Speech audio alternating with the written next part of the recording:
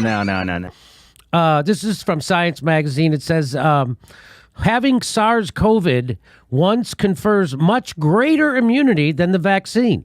This is from the Israeli study.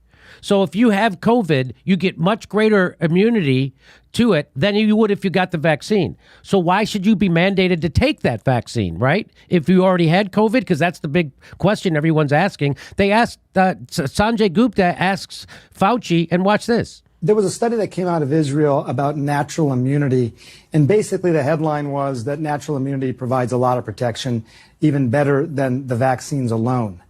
What are people to make of that? So as we talk about vaccine mandates, I get calls all the time. People say, I've already had COVID, I'm protected, and now the study says maybe even more protected than the vaccine alone. Should they also get the vaccine? How do you make the case to them? You know, that's a really good point, Sanjay. I don't have a really firm answer for you on that. He does, I don't know, but just go take this medical procedure, and I don't really have a good answer for you why you should do it. What? And why do I bring that up? Because this is in The Guardian from September 10th. It says, boys more at risk from Pfizer jab side effects than COVID, suggests a study. Healthy boys may be more likely to be admitted to hospital with the rare side effect of the Pfizer-BioNTech, the COVID vaccine that causes inflammation of the heart, than with COVID itself. Their analysis of medical data suggests that boys aged 12 to 15 with no underlying medical conditions are 4 to 6 times more likely to be diagnosed with vaccine-related myocarditis than ending up in a hospital with COVID over a 4-month period. Do you understand what they're saying? They're saying you are 12 to 15. If you're 12 to 15, you are 4 to 6 times more likely to get a heart inflammation from the jab than you are to have to go to the hospital if you get COVID. That's pretty clear which is more dangerous for a boy between 12 to 15 years old. Most children who experienced the rare side effect had symptoms within days of the second shot of the Pfizer-BioNTech vaccine and similar side effects seen with the Moderna jab. About 86% of the boys affected required some hospital care. 86% required hospital care. The UK's Joint Committee on Vaccine Immunization made the decision to not recommend vaccinating healthy 12 to 15-year-olds. So that's just one. That's just one study, one article, and that's just one country. That's happening in Canada, too. They've already said males under 24 years old should not take the Moderna vax.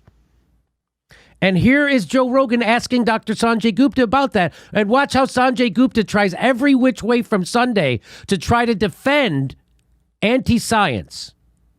His flex is to defend the vaccine no matter what. Watch this. But I certainly wouldn't look at that and say this is a reason for children not to get vaccinated. But if there is if there's a study that shows that young boys in particular are more likely to have an adverse reaction to the vaccine than they are to catching COVID, why is there a study that shows that? Yes, let's find it. Boys more at risk from Jesus Christ. Again, another comedian has to school the CNN doctor. Is there a study that says that? Yes. Watch, a fucking comedian. Watch this. Pfizer jab side effect than COVID study suggested. U.S. researchers say teenagers more likely to get vaccine-related myocarditis than end up in the hospital with COVID. I think, like if you were to ask the question, how likely you'd end up in the hospital after a vaccine versus how likely you end up in the hospital after COVID, that would be a fair comparison. What do you think is wrong with this comparison that they're making? Let's put it up again so you can specifically read it. And tell me what's wrong, because I feel like you're kind of cherry picking here. No. Because it says the data suggests that boys 12 to 15 with no underlying medical conditions are 4 to 6 times more likely to be diagnosed with vaccine-related myocarditis than ending up in the hospital with COVID. Ending up in the hospital with COVID for anything, right? I mean, there are two different groups of patients here. One is specifically myocarditis. Right, but ending up in the hospital with COVID over anything would give you more data. Yeah. It would give you more instances. Right. So I mean, that would make more people. So Dr. Sanjay Gupta, Max, do you see this? Are you following this? Do you see that Dr. Sanjay Gupta is trying to misinterpret what this article is on purpose? He's trying to misinterpret what it's saying. And Joe Rogan has to explain a medical study to the CNN doctor. Let me play the rest of this clip. Hang on. Hospitalized with COVID. Your example falls the wrong way. So right? What I'm saying is that most of the people who got myocarditis did not need to go to the hospital. 86% of them did.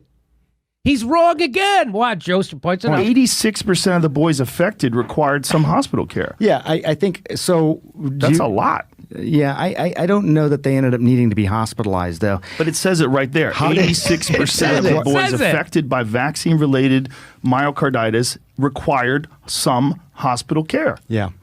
No, I see what you're saying. But when you look at the data This overall, doesn't concern you? This doesn't make you pause? It does concern me, totally. I think, but the question still is from a risk-reward proposition. The risk-reward proposition there is very clear. You're ignoring the science that they're presenting. No, they're showing that you're more likely to get myocarditis at a large number, 4 to 6 times more likely. They're not saying myocarditis. They're saying it's then be hospitalized with COVID. Hospitalized with COVID. But you have an impulse to defend the vaccination in light of this data. Yes, he has a flex.